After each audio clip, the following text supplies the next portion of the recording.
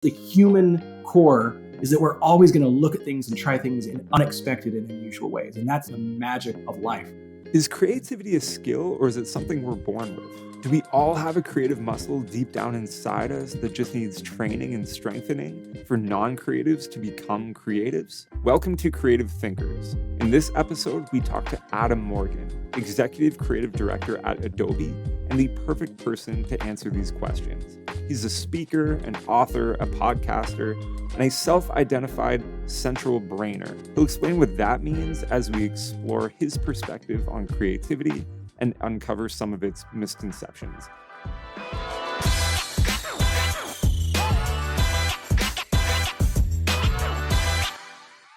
Typically with creative thinkers, we want to start out by asking the question, when did you discover your creative DNA? But I know that you have a bit of a unique definition of creativity. So let's start there. What is creativity to you? For me, creativity is really the ability to make new connections, meaning you have all these disparate things and you're able to, find two things that are like in some unique way, or make a story or make something out of different materials. If you've ever watched the movie Ratatouille, when Remy's talking to his brother and he's just talking about cooking, and it's like, you can take these different ingredients and put it in limitless possibilities and putting them together. To me, that's it. Like, whether it's in advertising and marketing, it's looking at things from a different point of view and making new combinations of all the ingredients. What fostered your view of creativity? And was there a moment where you first discovered that you were creative? For most people who have a creative muscle, they can look back to when they were kids. And I know I made up stories and made up board games and made up all those kinds of things, but I wouldn't say that's when I knew my creative DNA. Mine happened when I was in college. I'd gone through the whole list of all the different majors and all the jobs out there, and I was really searching because I felt like, man, all these people know what they're doing with their lives, and I have no earthly clue. Things that I did know is I liked being around people. I'm an extrovert. I like being around technology and cutting edge. I like ideas and stories. But I actually started, as I did a year of chemical engineering, thinking, I know how I'm going to express creativity. I'm going to invent something, like I'll be the next Kevlar, inventor or whatever. And after a year of that, I realized I was in labs and alone all the time, and I was so bored. And I just thought, this can't be it. And that's when I, again, went back to the list and found advertising. And I thought, there we go. Advertising, I can come up with ideas all the time and ads all the time and TV spots and whatever it is, So that's where I got peeked into it. I wouldn't say that my DNA was discovered then, but at least I found the path. My creative DNA, I think, is more of a central brainer, even though there's no such thing as central brain. But I really feel like it's a combination of science and data, understanding that half of the world, and then also looking at things in new ways and perspectives and making new connections. So it's bringing those two worlds together where I can demystify creativity and help other people get faster at it and better at it on my teams. I think that's my true creative DNA, is being able to explain and demystify it, but then still do it. Did you ever run into any sort of like adversity with your peers coming up in the industry who maybe viewed you as like an outsider because of your background in the sciences and because of your almost like pragmatic way of approaching creativity? So I would say for most of my agency years, no, I didn't feel like there was anyone saying I was lesser of a creative because I had a creative and analytical point of view on it.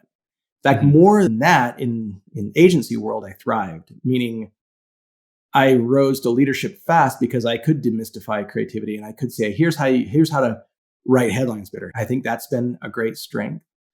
But where I've seen a lot of biases are where some people in the industry, when they think of creative, they mostly think of it as a designer. And the reason why, is my guess, is because they're probably a strategist or marketer and they have never done any design at all.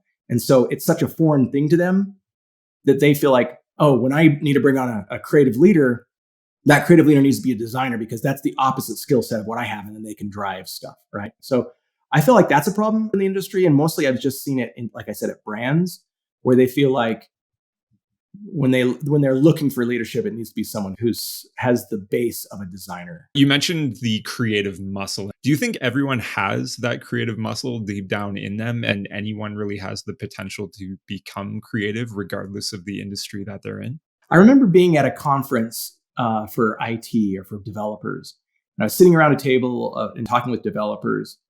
And one guy made the comment, he's like, yeah, it's a good thing we got you here, the creative type, because I am not creative and none of us are. And we're just very literal and, we just do the code.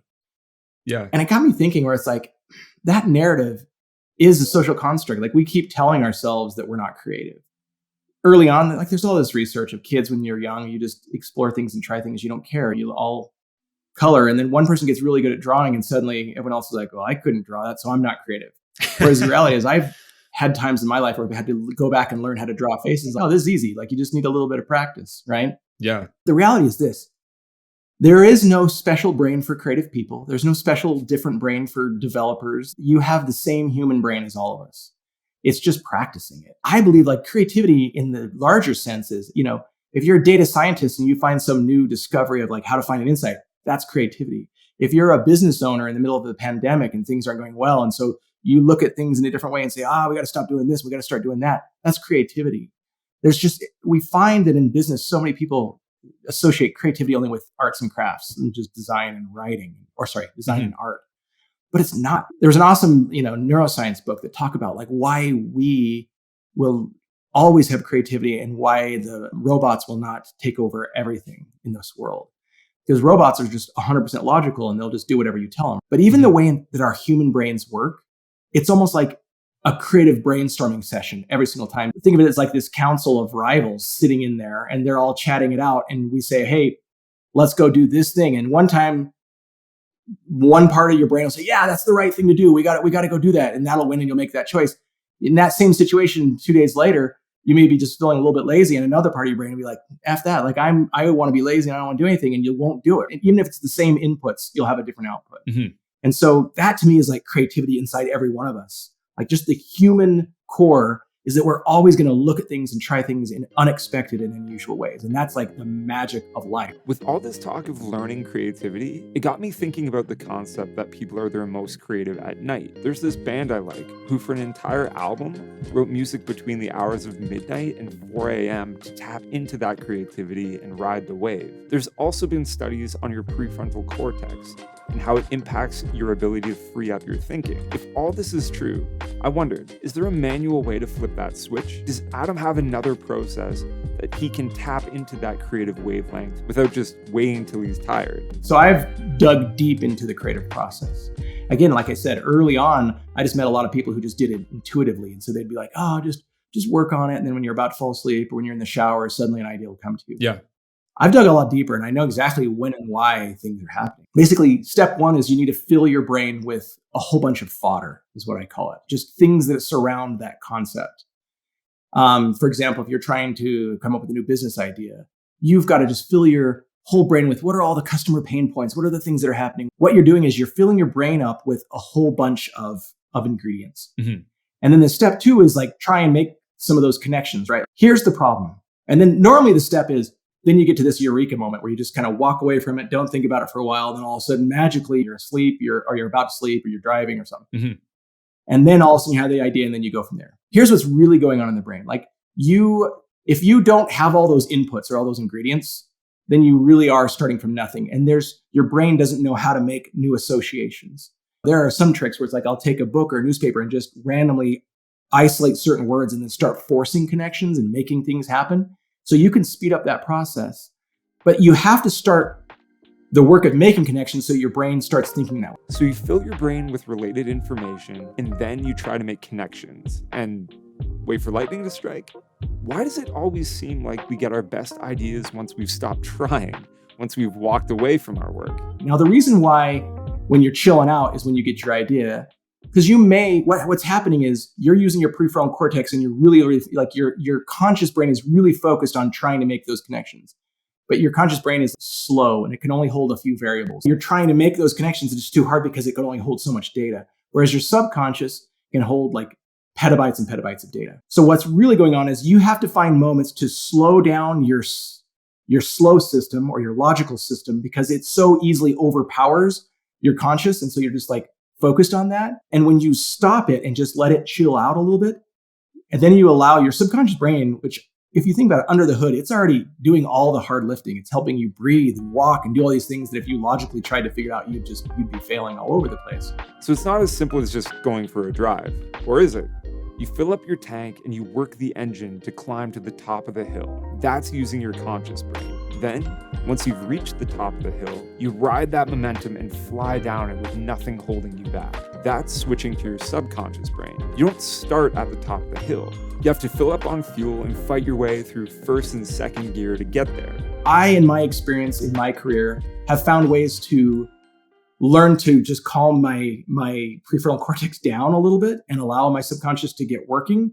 And it's really hard if you're not practiced on it. But there are people who can do that on the spot in a meeting. Like they can just be really present and be able to make those associations and let their larger brain do that. So there are ways to speed it up. You don't just have to like go the Zen path and be like, I'm just going to wait until lightning strikes. I have found that I can make lightning strike consistently because that's what my whole role has been for 25 years. So Adam still has to drive to the top of the hill like the rest of us. He's just spent 25 years finding the right fuel and working on his engine so he can get there a lot faster and easier. With the processes that you have, would you say that you sort of freed yourself from, I guess, the creative fatigue? Like everyone's had that feeling of like, know what? I don't have any good ideas left. I'm running into a wall. I just need to like step away from this. Do you find that you don't face those situations as often as maybe you used to because you have these processes down? I wouldn't say that I don't ever encounter it, but at least I've labeled it as the right thing. Most time when you're in the Zen path, you're like, I'm hitting writer's block or designer's block and I have nothing. And then you just get frustrated. Yeah. Whereas I look at the process and like, I don't have enough fodder. I don't have enough inputs. So that my brain's not able to make connections because I've given it 3 instead of 300. So I'm not going to come up with a new connection if I don't have enough fodder there. So instead of getting frustrated, I just need to fill up the well a lot more. So go grab a book, go grab a thing, watch something, do whatever it is on the human condition, or just, be a people watcher, or be whatever you need to do to fill that well and get more inputs. Yeah. And then you'll have it. When it comes to the fodder that you're talking about, you mentioned like picking up a book and reading. Would you, I guess, read in a different way when you're trying to fill your brain with fodder versus when you read out of just being interested in something? Or is that really just the same process? Yeah, it's different. It is different. A good author, when they're sitting there people watching, they're not just watching it and doing it as entertainment. They're doing it because they're searching for human truths. They're looking at people and going, oh, then now that's interesting. Look how that person, how they, their body language or how they shifted. It's a curse as well as a benefit. Like it helps you see things. Like, so when you're reading a book, you're dissecting characters. When you're watching movies, you're looking at the lighting and how the camera was panning and like just the production of it. And it ruins it for you a little bit because you can't just look at it from an entertainment point of view because you're dissecting it all.